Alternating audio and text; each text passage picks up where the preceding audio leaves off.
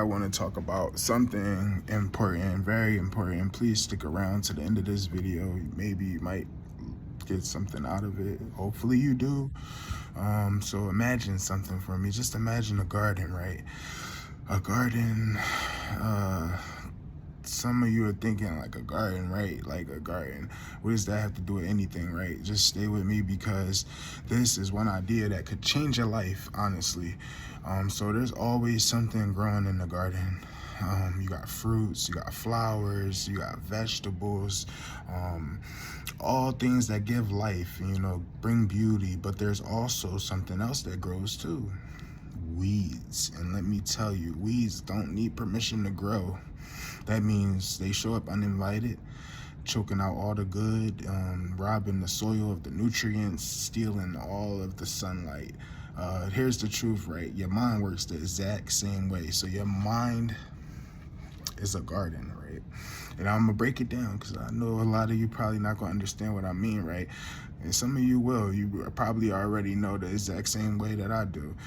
Even thoughts that you have are like seeds. If you plant seeds of doubt, if you plant seeds of fear, if you plant seeds of anger, if you plant seeds of negativity, what do you think will grow? It will grow weeds, right? Like they take over everything. But if you plant seeds of gratitude, hope, determination, love, success, abundance, prosperity, peace, guess what? Your mind becomes a garden that flourishes. Okay, but first I want you to understand why I'm making this video. Awareness, the power of awareness. And let me ask you something right now. What are you planting in your garden? That's awareness. That's asking your questions to, promote good growth.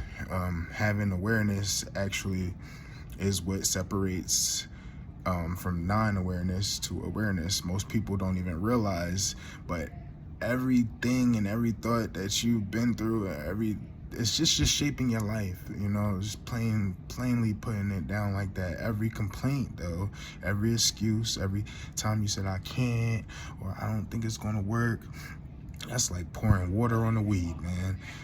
You feeding it by giving negative energy to it, and soon eventually it's just going to grow, and it start to take over. You stop seeing the possibilities, you stop believing in yourself, you start letting other things and other people's gardens grow on you too, because people can plant negative seeds in you as well. But there is good news. You got the power to choose, just like you got free will. You can decide right now to stop watering negative seeds of doubt and negative seeds. You gotta choose positive words though. You gotta catch those negative thoughts. You gotta ask yourself, is this a thought that's helping me out, or is this a thought that's hurting me, depressing me? Is this a thought that's lifting me up, or is it pulling me down? Because let me tell you something, what you focus on is going to grow. And if you focus on your problems, they'll seem bigger. But if you focus on solutions, you'll find them. And if you focus on what you lack, you'll always feel empty because you're going to feel like I don't have it. But if you focus on gratitude, what you do have, your family, your thoughts, your mind, your ability to talk or walk, communicate, eat, whatever, you'll feel abundant. If you focus on the things that you do already have, you will feel abundant. Now let's talk about it. The garden that you tend is the life you live. Let me share an example. It's a simple metaphor that changed my life.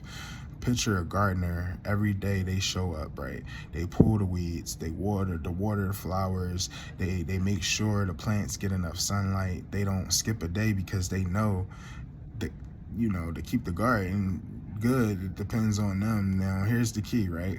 You are the gardener of your own mind. Every single day you decide what grows in that garden. You decide. So just like a real garden, you can't be lazy. You can't ignore the weeds and hope that they'll go away. You got to be intentional with plucking those weeds out, and you got to take action. It's the only way. If you're thinking about carrying it on and you let things carry on for years, all of those negative thoughts in your childhood and your traumas and things like that, if you don't work on them, they'll eventually pop back up, feeling like you're not good enough, or you replace it with I'm capable enough, or I'm strong, I'm growing. Those are things that we need to talk about, because God did not put fear in us. That is one thing he will not put in us. Just like, he said God will give you riches, but he adds no sorrow to it. That's not of God. That is of the enemy. It's not about just removing the bad, though. It's about replacing it with good, because it's about feeding your mind the right way. So it's not about just removing the bad. It's all about feeding the positive. Feed the positive. Feed the positive. Because negative thoughts will come, but the more you feed the positive, the negative thoughts barely even show up. They barely show up because you're so positive. So positive. Now begin with things like this. Every day, I don't care if you listen to drill music or watching scary movies, and them things have demonic attachments to them. I would say just to read books like on self-help, motivation, podcasts, affirmations, have conversations with people that will actually uplift you into higher thoughts and dimensions. These are the fertilizers for your mental garden. Like, this will fertilize your seeds. Being positive and looking for positive ways and that you can change. And why it matters is because it's important. Your thoughts determine your reality. Your thoughts are literally where you are, why you are where you are today. So I don't want you to get carried away in thinking that some of your thoughts might be wrong all the time. Some of those wrong thoughts will actually help you prevail. So if you sitting there and you're like, oh, I'm broke, or oh, I'm just like, I'm not getting by, or it's just like I'm not seeing results, it's probably because you haven't allowed yourself enough time to go through the process. We want progress and instant gratification, but God looks at the process. And what were you focusing on when you were going through these things? And, the person that you becoming, I would be happy if I had thoughts of that, though, because that shows me that God wants me to do better. If I'm sitting around and I want things to change, and God is telling me, and I'm having these thoughts in myself, like, I could do better, and it's the reason why I'm making these videos. It's like a call to action. I spend a lot of time on YouTube, so this is why I started to make these videos, to become stronger, because I've seen opportunities there, and those pathways will open up bigger super highways for me. So the call to action is this: I got a challenge for you. I got a challenge. I have a challenge. If you stayed on this long, then you are right with me. We 8 minutes in. I got a challenge for you. Start today. Start right now. Just take 5 minutes. It's not going to take long. Write down the weeds that you want to pull from your garden, or pull from out your mind. What are the negative thoughts that's holding you back? A lot of times we write down the positive things we want to plant into our lives. What do we want to grow in our lives, and things like that.